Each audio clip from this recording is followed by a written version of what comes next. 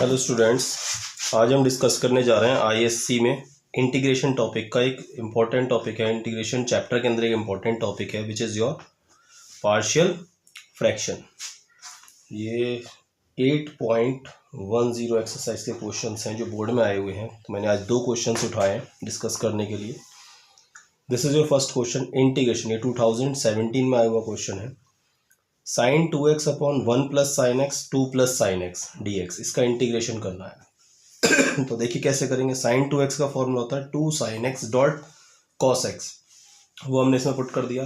क्या, sign 2x की जगह 2 sine x dot cos x और नीचे क्या है देखिए 1 plus sine x 2 plus sine x. तो जब भी दो ब्रैकेट इस टाइप के लीनियर टाइप के दिखाई देते हैं तो समझ लो हमारा ये पार्शियल फ्रैक्शन वाला क्वेश्चन की फॉर्म बन जाती है। तो इसमें क्या करेंगे, हम साइन एक्स को टी लेट कर लेंगे। तो जैसे ही हमने साइन एक्स को टी लेट किया, बोथ साइड डिफरेंशिएशन किया, differentiating with respect to x both sides. तो साइन एक्स का डिफरेंशिएशन कॉस एक्स और टी का डिफरेंशिएशन करेंगे एक्स के रेस्पेक्ट में d T over d x, और डी एक्स फिर इधर भेज देते हैं। तो कॉस एक्स डी एक्स की जगह हम डी टी पुट करेंगे इसके अंदर। देखो कॉस एक्स और डी एक्स मिलाकर उसकी जगह क्या पुट कर देंगे हम, डी टी। और साइन एक्स जहाँ जहाँ साइन एक्स है उसकी जगह हमें टी पुट करना। तो 2t 1 plus T upon 2 plus T, तो ये 2t plus D T upon 1 plus T. अब यहाँ से हम पार्शियल फ्रैक्शंस इसकी फॉर्म करेंगे। ओके, तो यहाँ से पार्शियल फ्रैक्शन कैसे बनाते हैं जरा ये देखिए। इसको एज इट इज कॉपी कर लेते हैं और नीचे देखिए ये भी लीनियर ब्रैकेट है 1 डिग्री पॉलिनोमियल में, ये भी 1 डिग्री पॉलिनोमियल है टी में। तो a अपॉन टी प्लस 1, पहले ब्रैकेट को a अपॉन टी प्लस 1 और दूसरे ब्रैकेट को b upon T plus 2 let कर लेते हैं इस पूरे के इक्वल में। फिर a और b की वैल्यू फाइंड आउट करेंगे। देखिए कैसे करते हैं।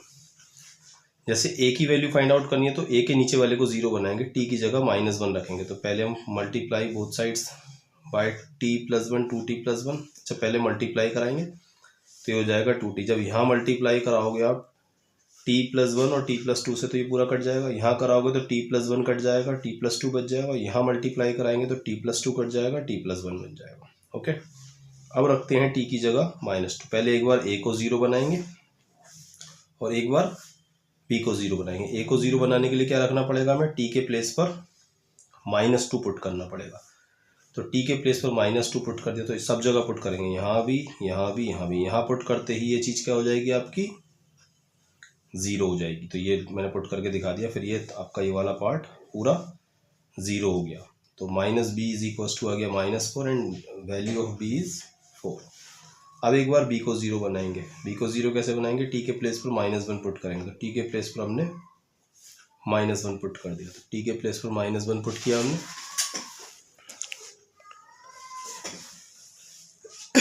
तो अब की बार ये चीज़ 0 हो जाएगी और a की वैल्यू फाइंड आउट हो जाएगी, a इज इक्वल्स टू -2।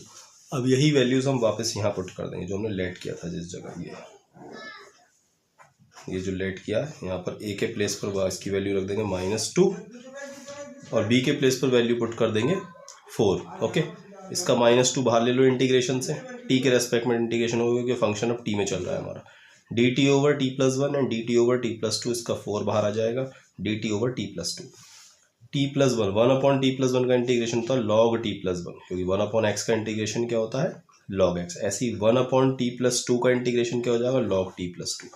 और t की वैल्यू फिर रिटर्न कर देंगे और प्लस c भी आएगा, यहाँ पर लिखने से रहेगी प्लस c। इंटीग्रेशन उनका ये c मीन्स कॉन्स्टेंट, ये भी लिखा जाएगा आपका।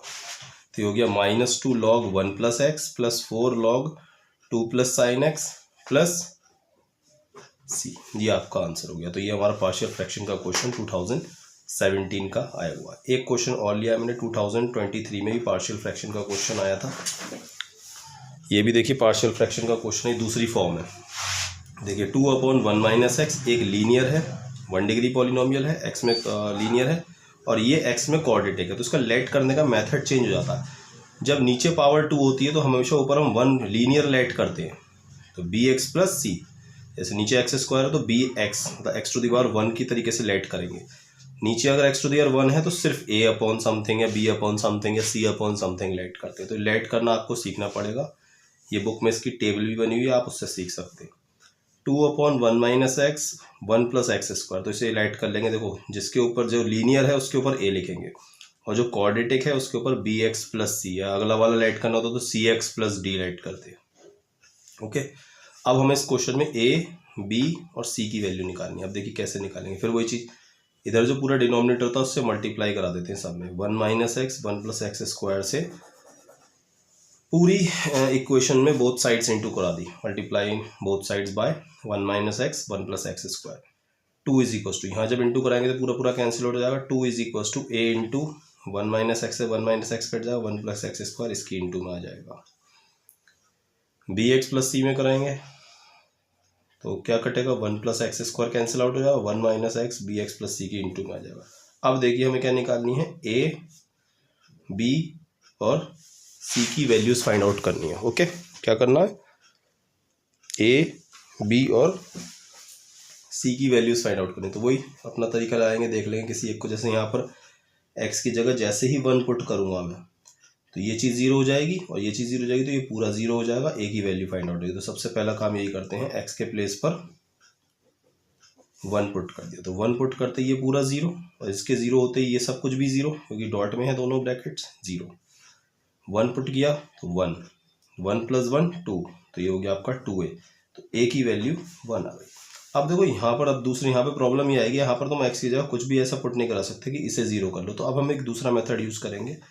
क्या होता है, तो कांस्टेंट टर्म के कोफिशिएंट कंपेयर करेंगे बोथ साइड्स, या फिर एक्स स्क्वायर के कोफिशिएंट्स कंपेयर करेंगे बोथ साइड्स, या फिर ओनली एक्स के कोफिशिएंट्स कंपेयर करेंगे बोथ साइड्स। ओके, तो सबसे पहले देखिए मैंने क्या किया है, पेज टर्न करते हैं।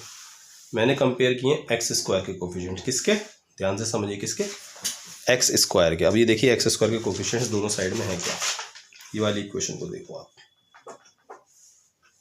यहाँ एक्स लेफ्ट साइड में देखो इक्वल्स टू के लेफ्ट साइड में एक्स स्क्वायर का कोफिशिएंट 0 है, क्योंकि एक्स स्क्वायर लेफ्ट साइड में कहीं है ही नहीं। अब ये देखो ये वाले ब्रैकेट में एक्स स्क्वायर कैसे मिलेगा, ए की 1 से होगी तो ए की एक्स स्क्वायर से होगी तो ए एक्स स्क्वायर, तो एक्स स्क्वायर का कोफिशिएंट क्या हो गया, एक तो ए हो गया, तो मैंने पहला लिख दिया 0, इधर की तरफ 0 इज इक्वल्स टू ए।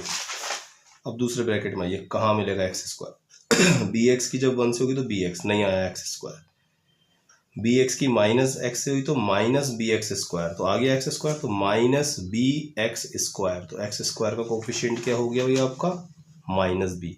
तो यहाँ से मैं कह सकता हूँ A is equals to B, minus B उधर भेज दो या ए को उधर भेज दो, तो माइनस से माइनस कट जाएगा, तो ए और बी की वैल्यू बराबर है। इसका मतलब ए 1 आया था तो बी भी आपका 1 हो गया। अब आप कुछ और तरीके से भी कर सकते हैं, मैंने किया है कंपेयरिंग कांस्टेंट टर्म्स, कांस्टेंट मतलब फ्री फ्रॉम एक्स। तो देखिए दोनों साइड्स में हम कांस्टेंट टर्म्स को कंपेयर करते हैं। इधर की साइड में कांस्टेंट टर्म क्या है, 2। अब इधर की देखिए मल्टीप्लिकेशन में what constant terms you will get, A की 1 से कराएंगे तो ए की एक्स स्क्वायर से कराएंगे ए एक्स स्क्वायर, तो ए की 1 से कराएंगे, this is your constant term, why, because it is free from x, ये आपका एक्स से फ्री है, that's why this is your constant term. तो यहाँ से तो मिल गया ए, ठीक है, यहाँ नोट कर लो, यहाँ से मिल गया ए, इधर हो गया 2 और इधर आई है बी एक्स की 1 से हुई तो बी एक्स आएगा, no constant term, B x की एक्स स्क्वायर से हुई माइनस का बी एक्स स्क्वायर, कोई कांस्टेंट टर्म नहीं, सी की 1 से होगी कांस्टेंट टर्म, तो सी आ गया, तो यहाँ से ए मिला, यहाँ से सी मिला और इधर से 2 मिला। तो देखिए 2 is equals to A plus C, ऐसे लिखा गया है। ए की वैल्यू हम फाइंड आउट कर चुके हैं, now we can put the value of A 1, now value of C is 1। तो इसका मतलब ए बी सी, इस क्वेश्चन में ऐसा होता नहीं है, हर क्वेश्चन में ऐसा ना समझे, ए बी सी तीनों की वैल्यू क्या आ गई 1, तो हम सब जगह 1 रख देंगे। अब देखिए जो हमने इक्वेशन लेट की थी सबसे शुरू में, लेट क्या किया था हमने, ये लेट किया था,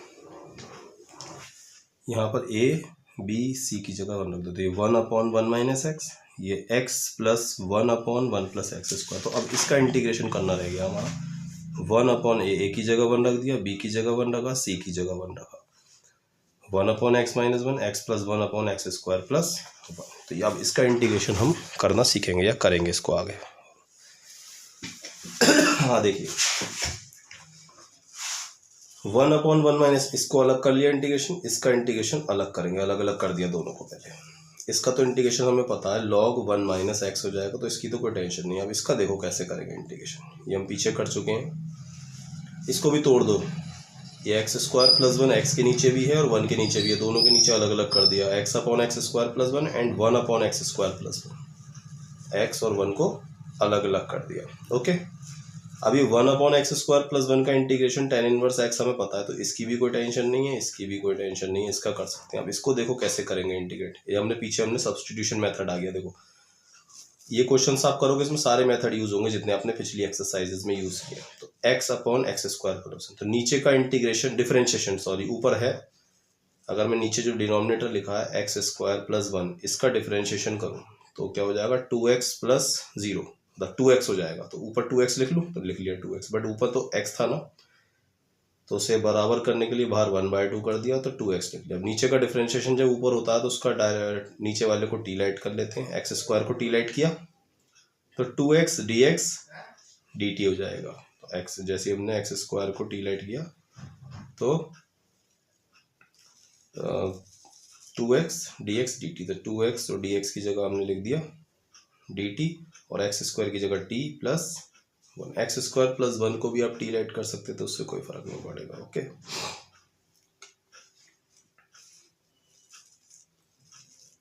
तो ये dt/t + 1 हो गया आपका। अब सब कुछ इंटीग्रेट हो सकता है, तो इसका इंटीग्रेशन हो गया log 1 - t, 1/t + 1 का log t + 1 और 1/x² + 1 का tan इनवर्स x, और t की वैल्यू रिटर्न कर दो क्योंकि t हमारे क्वेश्चन में था नहीं, हमने लेट किया था x², तो t की वैल्यू रिटर्न की तो वो आ गया x² + 1। तो ये आपका आंसर हो गया। तो ये आपके दो क्वेश्चंस जो 2017 और 2023 में आए हुए हैं बोर्ड में।